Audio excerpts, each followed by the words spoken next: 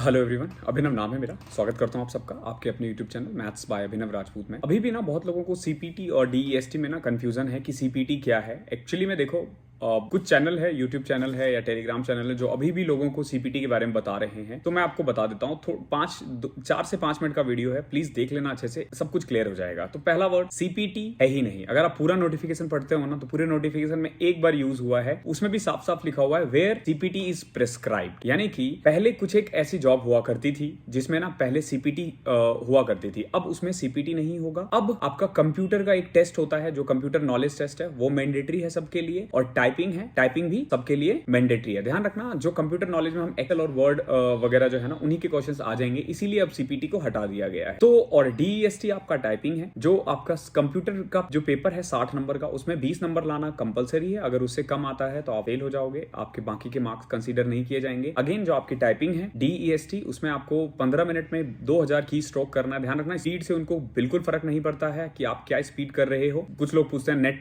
Count होगा या gross होगा, उनको नेट ग्रॉस से कोई मतलब नहीं है। पैसेज है, आप पैसेज कंप्लीट कर लोगे, आपका पेपर हो गया। अगर एक आध लाइन छूट भी जाता है तो भी इतनी दिक्कत नहीं आती, अगर आपकी एक्यूरेसी अच्छी है तो। एक लाइन मैक्सिमम, मतलब कुछ वर्ड्स छूट जाए तो ज्यादा दिक्कत नहीं आती है। अब ऐसा नहीं है कि आप बहुत सारा छोड़ दोगे तो दिक्कत हो जाएगी, तो उस पर ध्यान रखना है। अब मैं आपको बताता हूं कि ये क्या है सीपीटी एक्चुअली। तो देखो, पहले ना कुछ जॉब हुआ करती थी जिसमें ना सीपीटी हमें देना होता था। कौन कौन सी जॉब है, ध्यान से सुनना, ठीक है? मेरे सामने ही है, मैं यहाँ पे फोटो भी लगा दूंगा।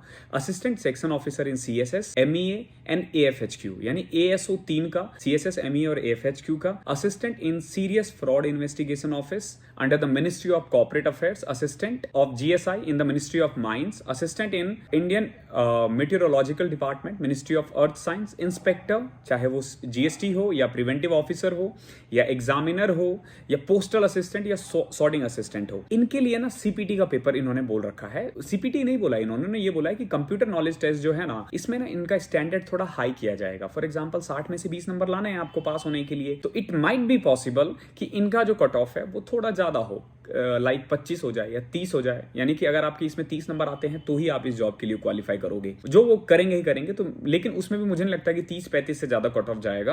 तो अगर आप 35-40 ला रहे हो 60 में से, तो आपको डरने की जरूरत नहीं है, आप हर नौकरी के लिए क्वालिफाई कर जाओगे। तो पर्टिकुलर ये जो मैंने आपको जो जॉब बोली है, इनके लिए ये अलग से कट ऑफ सीपीटी यानी कि computer knowledge test, actually computer knowledge test है, सीपीटी जैसा अब है नहीं कुछ।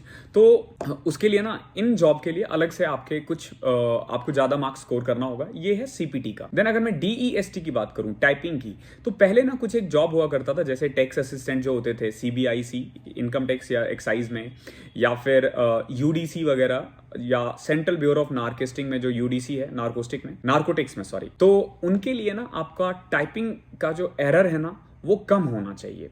ध्यान रखना, अलग से इसके लिए भी टाइपिंग नहीं होगा, आपको स्पीड वही चाहिए। 27 या 30 अगर आप कर रहे हो, 27 ये एवरेज काउंट करके लोग बोल देते हैं कि 27 है, जरूर नहीं है 27, 25 भी हो सकता है, 30 भी हो सकता है, फर्क नहीं पड़ता इससे। तो आपको ना एक्यूरेसी पे ज्यादा काम करना पड़ेगा अगर आप इन जॉब के लिए क्वालिफाई करना चाहते हो। तो ध्यान रखना कि जब डीईएसटी के बारे में बात आएगी तो इन जॉब के लिए अलग से कट ऑफ आएगा, और जब कंप्यूटर टेस्ट के बारे में बात करेंगे तो इससे पहले जो मैंने आपको बताया है एएसओ या फिर इनकम टैक्स या एक्साइज के बारे में, कुछ जॉब है जो थोड़ा क्लैरिकल है। तो जहां पे क्लैरिकल है, जहां कंप्यूटर में आपको ज्यादा काम करना है, आपको बेसिक नॉलेज आना ही चाहिए, तो वहां पे कट ऑफ थोड़ा हाई रहेगा। लेकिन ये मान के चलो कि ऐसा नहीं है कि सीपीटी अलग से होगा, आपका एक्सेल या एमएस वर्ड या पावर पॉइंट का कोई टेस्ट नहीं होने वाला है। तो आखिरी में मैं एक बार फिर से बता देता हूं कि there is no CPT in any paper. CPT है ही नहीं, ना ही कुछ ऐसा कुछ आया है। तो कंप्यूटर टेस्ट है, उसमें अलग से कट ऑफ जो मैंने नौकरी बोली थी उनके लिए, और डीईएसटी में एक्यूरेसी पे वो चेंज कर सकते हैं, क्योंकि स्पीड के लिए कुछ ऐसा बोला नहीं है। स्पीड चेक भी कैसे करेंगे, आपके पास 15 मिनट है और एक पैसेज टाइप करना है, तो वो स्पीड वैसे ही काउंट नहीं कर पाएगा। कोई 6 मिनट में कर सकता है, कोई 12 मिनट में कर सकता है, कोई 15 मिनट में कर सकता है, उनको फर्क नहीं पड़ता कि आप कितने मिनट में कर रहे हो, वो पैसेज करेक्ट देख रहे हैं। अगर किसी का 6 मिनट में भी हो जाता है ना,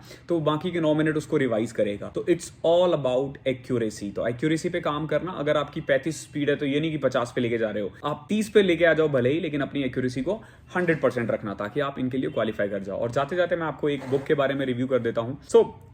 बुक का अलग से रिव्यू करना थोड़ा सा टफ रहता है, क्योंकि उसके लिए एक अलग से वीडियो। तो आपसे मैं क्या करूंगा कि जो वीडियोस है उसके एंड में या बीच में ही आपको कुछ एक बुक्स के बारे में बता दिया करूंगा। तो आज जो मैं आपको बुक बताने वाला हूं वो इंग्लिश के लिए है। अगर आप इंग्लिश मेंस की तैयारी कर रहे हो, या सीजीएल, सीएचएसएल, एमटीएस, कोई भी एग्जाम कर रहे हो, तो इंग्लिश के ना काफी सारे प्रीवियस ईयर क्वेश्चंस आपको करने होते हैं। तो प्री के क्वेश्चंस तो आपको बहुत सारी बुक में मिल जाएंगे, लेकिन सीजीएल मेंस के लिए ना कम किताबें हैं। तो आप क्या कर सकते हो, इसके लिए ना एक किताब है न्यून पब्लिकेशन का, वो आप मार्केट से परचेज कर सकते हो। अगर आपको इसका पीडीएफ चाहिए, फ्री पीडीएफ, तो वो आप मेरे टेलीग्राम चैनल मैथ्स बाय अभिनव राजपूत से डाउनलोड कर सकते हो। बट अगेन मैं आपको सजेस्ट करूंगा कि अगर आप अफोर्ड कर सकते हो तो हार्ड बुक ले लेना, हार्ड कॉपी वाली बुक ले लेना। मैं लिंक डिस्क्रिप्शन में डाल दूंगा, कमेंट में भी डाल दूंगा, और टेलीग्राम चैनल पे भी आप ले सकते हो। आप मेरे से बहुत सारी बुक्स के लिंक्स मांगते रहते हो, मैं कोशिश करता हूं आपको ढूंढ के दे दूं, चाहे किसी भी कंपनी की बुक हो, ठीक है, इससे फर्क नहीं पड़ता। आप मुझे टेक्स्ट कर सकते हो, ये किताब ले लेना। क्यों? क्योंकि जब आप मेंस के क्वेश्चंस कर लोगे ना इतने सारे, तो आपको ना पता चल जाएगा कि किस टाइप के क्वेश्चंस आते हैं, और काफी अच्छे से इनका सॉल्यूशन भी बहुत अच्छे से बता रखा है विद रीजन। तो आप ये बुक परचेज कर सकते हो। आपको फोटोज दिख गया होगा यहाँ से, और नीचे जाके आप खरीद लेना